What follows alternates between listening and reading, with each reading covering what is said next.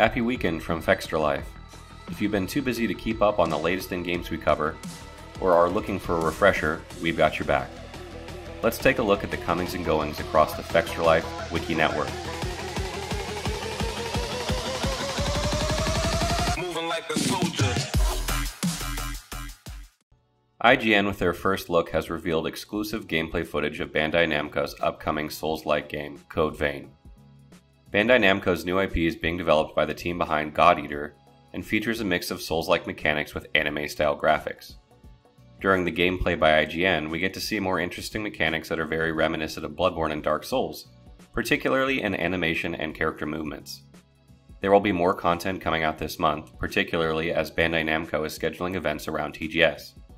We will be attending this event and we'll get our own hands-on time with the game and be able to share our thoughts with you guys. Square Enix has released a free DLC that adds a strange new helmet into the game. The Nissan Cup Noodle helmet for Noctis is impressively well adorned in detail from its graphic design to the nutrition label and even comes with its own barcode. For a measly 1.6 megabytes, this Cup Noodle helmet will passively increase your HP recovery rate. Check out the blog for the total rundown and some screenshots of the DLC. In other Final Fantasy XV news, Cook & Becker has released a limited edition art book for the game.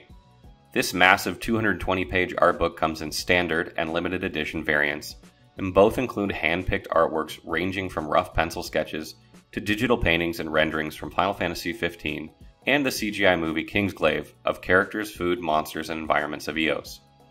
The limited edition also includes a handful of special extras, such as a yellow-backed hardcover and two hand-numbered Gickley art prints, with the first 500 of these prints being signed by a member of the Final Fantasy XV art team.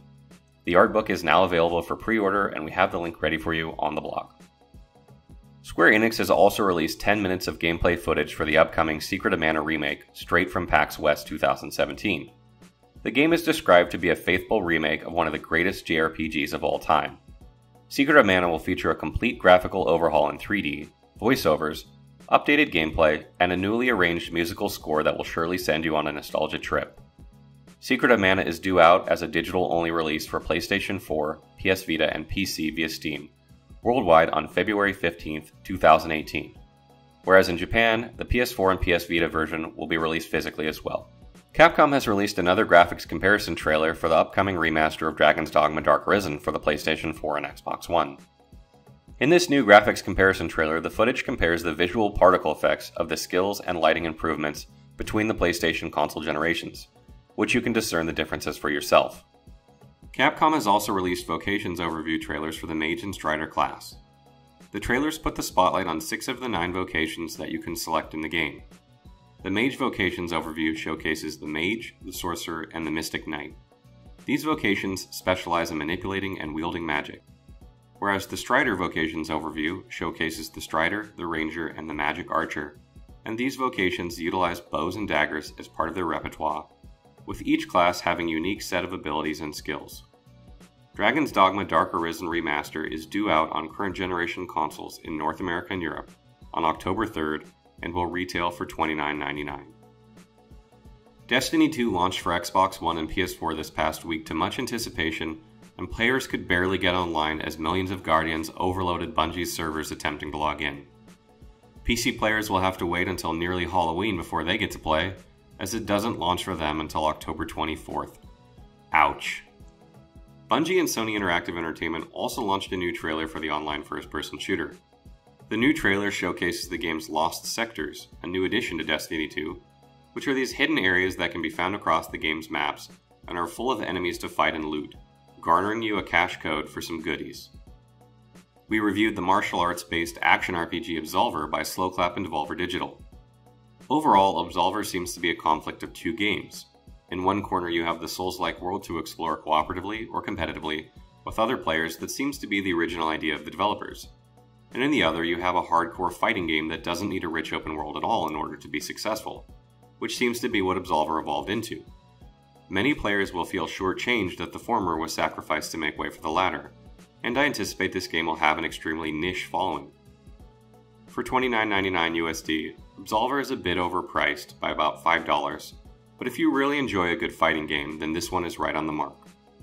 Read our full review on the blog or watch the accompanying video for a breakdown of the game. CD Projekt Red has released a new video featuring Geralt of Rivia himself sending a letter, celebrating the 10th anniversary of the Witcher series. With the Witcher series coming to a close, the special video was made to thank everyone who has supported the company in their game. Though his journey and story may have come to an end, the memories and adventures we shared with Geralt shall always be remembered. Not gonna lie, I got a bit teary-eyed while listening to him. Paradox and Obsidian released their first full-blown expansion for the CRPG Tyranny, where players take on the role of villains. Bastard's Wound is now available on Steam for $14.99 USD and features a brand new zone for players to explore, and some side quests that further explain and develop the companions who accompany you in your travels. Check out the blog soon for our review of this unique CRPG's expansion. Did we mention that Divinity Original Sin 2 is just days away? This critically acclaimed sequel to Divinity Original Sin from Larian Studios has us all dying of anticipation.